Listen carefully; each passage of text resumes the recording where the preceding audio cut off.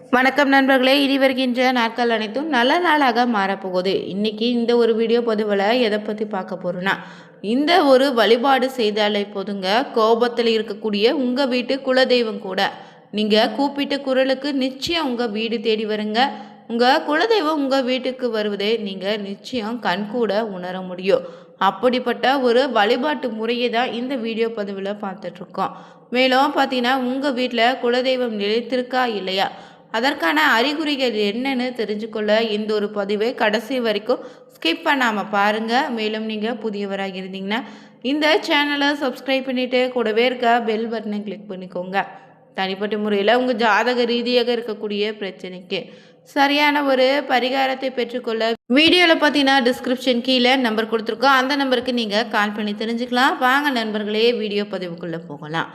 நாம் வணங்கக்கூடிய இறைவன் ஆத்மார்த்தமாக ஒளி வடிவமாக தான் இருக்கிறாரு. அதனால தான் தெய்வ படங்களை வைத்து வழிபடுவதை விட ஜோதி வடிவத்திற்கு அதிக சக்தி இருக்குன்னு சொல்லுவாங்க. உருவமே இல்லாத இறைவனுக்கு ஒவ்வொரு வடிவத்தினையும் கொண்டு நாம் வணங்கி வரோங்க. இந்த கலியுகத்தில் பார்த்தீங்கன்னா, இறைவனை நம்முடைய இரு கண்களால் நேரடியாக பார்க்க முடியுமான்னு கேள்வி எழுப்புனா அது நிச்சயம் முடியாத ஒரு காரியம்தான். ஆனால் இப்படி உருவமே இல்லாத இறைவனை வருகை நம்மளால் சில அறிகுறி மூலம் உணர முடியுங்க. அது என்னன்னு தெரிஞ்சுக்கலாங்க. சில வாசத்தை வைத்து கூட இறைவன் நம்ம இடத்துல வாழ்கிறாருன்னு நிச்சயம் நம்முடைய உணர்வு சொல்லும். அந்த வரிசையில் பார்த்திங்கன்னா, நம்ம வீட்டு பூஜை அறையில் நம்ம வீட்டு குலதெய்வம் வந்து குடியேறியதை எப்படி உணரலான்னு தெரிஞ்சுக்கலாங்க. கோபத்தில் இருக்கக்கூடிய உங்கள் வீட்டு குலதெய்வத்தை, வாசலில் நின்று இருக்கக்கூடிய உங்கள் வீட்டு குலதெய்வத்தை எந்த முறையில் உங்கள் வீட்டுக்குள்ளே அழைப்பதுன்னு பற்றிய ஒரு பரிகார முறையை முதல்ல தெரிஞ்சுக்க போகிறோம்.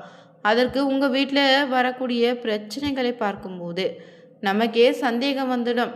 நம்ம குலத்தை காக்கக்கூடிய குலதெய்வம் நம்ம வீட்டில் இருக்குதா இல்லையா, அந்த குலதெய்வத்தை நம்முடைய நினைவு இருக்கிறதா, ஏதாவது ஒரு பிரச்சனையால் குலதெய்வம் வீட்டுக்குள்ளே வர முடியாமல் வாசல்லையே நிற்குதா, இல்லைன்னா ஏதாவது எதிர்மறை ஆற்றலை மூலம் கட்டுப்பட்டு இருக்கான்னு, இப்படி உங்கள் குலதெய்வம் நுழைவதற்கு எந்த தடையாக இருந்தாலும் சரிங்க, அதையும் தாண்டி குலதெய்வம் உங்கள் வீட்டுக்குள்ளே வர வேண்டும்னா ஒரு செப்பு தண்ணீரை பூஜையில் இப்படி வச்சு பாருங்கள். நிச்சயம் உங்கள் வீட்டுக்குள்ளே குலதெய்வம் குடிக்கொள்ளும். நீங்கள் குலதெய்வத்துக்கு பூஜை செய்வதற்கு முன்னாடி வீட்டை சுத்தம் படுத்திட்டு உங்கள் வீட்டு குலதெய்வம் எதுவோ அந்த தெய்வத்துக்குரிய கிழமையில் இந்த பூஜையை செய்து பாருங்கள். எடுத்துக்காட்டாக பார்த்தீங்கன்னா, அம்மன் சாமிக்கு உகந்த குலசாமியாக இருந்தாலும் வெள்ளிக்கிழமையில இந்த பூஜை செய்வது நல்லது. அதே போல் முனீஸ்வரனாக இருந்த ஞாயிற்றுக்கிழமையில் பூஜை செய்யலாம். காலையில் எழுந்து சுத்தபத்தமாக குளிச்சுட்டு வீட்டு பூஜை அறையில் இருக்கக்கூடிய குலதெய்வத்தினுடைய படத்துக்கு முன்பாக ஒரு செம்பில் தண்ணீரையும் ஒரு மண் அகல் விளக்கில் நல்லெண்ணெய் ஊற்றி தனியாக ஒரு தீபம் ஏற்றி வச்சுடுங்க. அதன் பிறகு பார்த்தீங்கன்னா, ஒரு பித்தளை தாம்பாளத்தில் பச்சை அரிசியை பரப்பி அதன் மேலே ஒரு பித்தளை சொம்பு வைக்க வேண்டும். பித்தளை சொம்பு நிரம்ப நல்ல தண்ணீரை ஊற்றி அதில் மஞ்சள் பொடியை கொஞ்சம் கலந்து விடுங்க. அதன் உள்ளே இருக்கக்கூடிய எலுமிச்சை பழத்தை போட்டு விடுங்க.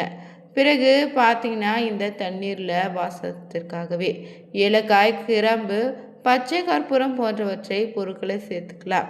இது உங்களுடைய விருப்பம் தாங்க. இப்போது உங்களுடைய கலச சொம்பு தயாராகிடும். பிறகு பார்த்தீங்கன்னா, இந்த செம்பு முன்னாடியே அமர்ந்து கொண்டு நீங்கள் உங்கள் குலதெய்வத்தினுடைய நாமத்தை 108 முறை உச்சரித்து குலதெய்வம் வீட்டுக்குள்ளே வர வேண்டிய மனமுறையை வழிபட்டாலே போதுங்க. இந்த முறையில் கலச சொம்பை நிறுத்தி உங்கள் குலதெய்வத்தை வீட்டுக்குள்ளே அழைச்சி உங்கள் குலதெய்வத்தையே அந்த கலச சொம்பில் வைத்து இறங்கிடுங்க. உங்கள் வீட்டு பூஜையில் எந்தவித காற்றும் வீசாது. அதே சமயம் அந்த கலச சொம்பை நீங்கள் அசைத்து இருக்க மாட்டீங்க. ஆனால் சொம்பில் இருக்கக்கூடிய தண்ணீரில் இதை வராத சமயத்தில் நீங்கள் மந்திரத்தை உச்சரிக்கும் போது அசைவு உண்டாகும். அந்த அசைவே நிச்சயம் உங்கள் குலதெய்வம் உங்கள் வீட்டில் வாசம் செய்வதை உணர்த்திடுங்க. அதே போல் குலதெய்வமே தெரியாதவங்க தெரியாத குலதெய்வத்தை நினைத்து ஓம் நமச்சிவாய எனும் மந்திரத்தை சொல்லி பூஜையை செய்தால் தெரியாத குலதெய்வமும் உங்களுக்கு தெரிய வருங்க. அதே போல் ஒருவேளை உங்களுடைய பூஜையில் இப்படிப்பட்ட ஒரு சம்பவம் நடக்கலைன்னா, தண்ணீரில் எந்த அசைவும் தெரியலன்னு பட்சத்தில் குலதெய்வம் உங்கள் வீட்டில் வாசல் செய்ய வரவில்லை, இன்னமும் கோபத்தோடு இருப்பதாக தான் அர்த்தம். அதனால் அதற்கு சரி செய்ய சிறப்பான ஒரு பரிகாரம் இருக்குங்க.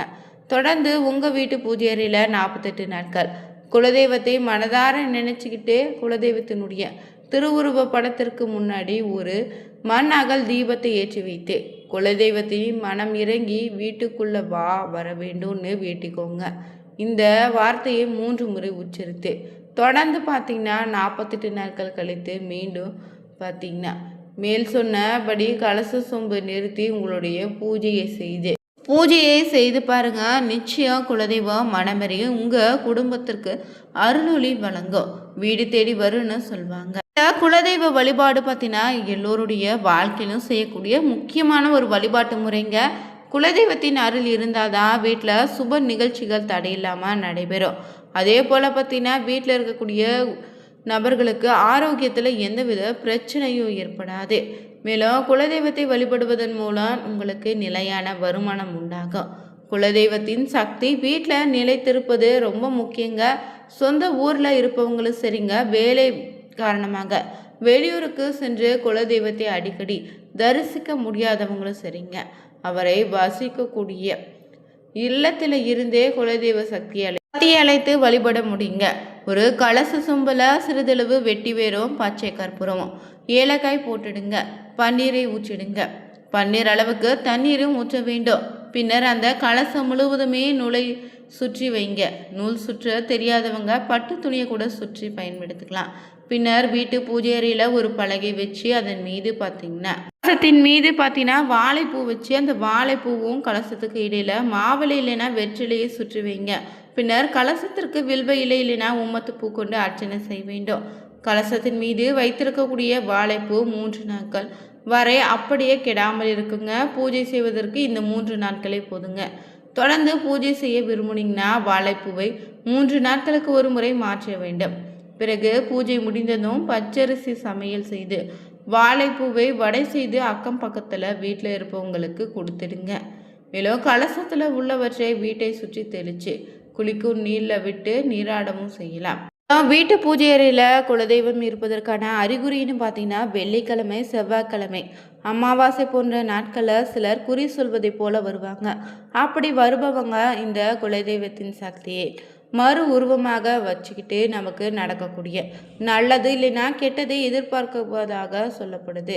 எச்சரிக்கையாகவும் சொல்லுவாங்க. கிராமங்களில் கோவிலுக்கு மாடு நேர்ந்து விடுவாங்க. அதே போல் மாடு, பசு, கன்று, காகம், நாகன்னே உயிரினங்கள் குலதெய்வத்தின் சக்தி பெற்றதாக சொல்லுவாங்க. காகம் வந்தால் முன்னோர்கள் ஆசை உண்டு. பாம்பு அடிக்கடி கண்ணில் பட்டால் குலதெய்வத்திற்கு வேண்டுதல் பாக்கி இருப்பதுன்னு அர்த்தம். குலதெய்வ கோவிலுக்கு போக வேண்டும்னு பொருளுங்க. அதே போல் நீங்கள் செய்யக்கூடிய தொழிலில் லாபமும் உயர்வு ஏற்படுவதுன்னா குலதெய்வத்தினுடைய அருள் இருப்பதாக அர்த்தம். பொண்ணும் பொருளும் நகையும் ஆசைப்பட்டது போல வாங்குறீங்கன்னா அதுவும் உங்கள் குலதெய்வத்தினுடைய அருள் இல்லாமல் நடக்காதுங்க. அதே போல் நீங்கள் தூங்கி கொண்டு இருக்கும்போது பார்த்தீங்கன்னா உங்களுடைய கனவுல பார்த்தீங்கன்னா ஏதாவது வெள்ளை நிறத்தில் பசு, குழந்தை, சுமங்கலி பெண், முதியவங்க, வெள்ளை நிற தாமரை, குதிரைன்னு கனவுல வந்தால் மகாலட்சுமி அம்சமும் குலதெய்வத்தினுடைய ஆசிர்வாதமும் உண்டு. அதே போல் குலதெய்வத்தின் அருள் உங்கள் வீட்டில் இருக்குதுன்னா விபூதி, குங்குமம், பிரசாதம், சந்தனம், தாலி சரடு, மஞ்சள் போன்றவை உங்களை தேடி தானாக வரும். மற்றவங்க திருப்பதி, ராமேஸ்வரம் போன்ற புனித தலங்களுக்கு சென்று உங்களுக்கு அந்த பிரசாதத்தை தருவாங்க. அப்படி நடந்தால் அதுவும் உங்கள் வீட்டில் குலதெய்வம் இருப்பதற்கான அறிகுறிங்க. மேலும் உங்கள் வீட்டு பூஜை அறையில் குலதெய்வம் இருப்பதற்கான முக்கிய அறிகுறியாக பார்த்தீங்கன்னா வீட்டில் திடீர்னு நறுமணம், அதாவது விபூதி, கற்பூர வாசனம் வீசுது, கவுளி சத்தம் கேட்பது, வீட்டில் சிறு குழந்தைகள் காரணம் இல்லாமல் சிரித்தல், கனவுல குலதெய்வம் வருதல்னு அர்த்தம். அது மட்டும் இல்லைங்க, வீட்டு பூஜை அறையில் இல்லைன்னா வீட்டில் பார்த்தீங்கன்னா பள்ளி அடிக்கடி கத்துவது குலதெய்வம் இருப்பதற்கான அறிகுறிங்க. அதே போல் வீட்டில் குழந்தைகள் காரணம் இல்லாமல் சிரிப்பதும் அழுவதும் பார்த்தீங்கன்னா குலதெய்வத்தினுடைய அம்சம் இருப்பதுன்னு அர்த்தம். வீட்டில் தொடர்ந்து பார்த்தீங்கன்னா உங்களுடைய குலதெய்வம் இருக்க வேணும்னு நினச்சிங்கன்னா கலச சொம்பில் தண்ணீர் எப்போதும் நிரப்பி வைங்க. இந்த பதிவில் பார்த்தீங்கன்னா வீட்டு பூஜையில் குலதெய்வம் இருப்பதற்கான அறிகுறி என்ன, உங்கள் வீட்டில் குலதெய்வம் இல்லைன்னா எந்த மாதிரியான விஷயங்களை பின்பற்றினா குலதெய்வம் வீட்டுக்குள்ளே வரவழைக்க முடியும்னு தெரிஞ்சுக்கொண்டோம். மேலும் இந்த ஒரு பதிவு பிடிச்சிருந்தா உங்களுடைய குலதெய்வத்தினுடைய பெயரை மறக்காமல் கமெண்ட் பண்ணுங்கள். இது போன்ற சுவாரஸ்யமான பதிவுகளுக்கு மறக்காமல் சேனலை சப்ஸ்கிரைப் பண்ணிவிட்டு கூடவே இருக்க பெல் பட்டனை கிளிக் பண்ணிக்கோங்க. லைக் பண்ணுங்கள், ஷேர் பண்ணுங்கள், கமெண்ட் பண்ணுங்கள். Thank you viewers.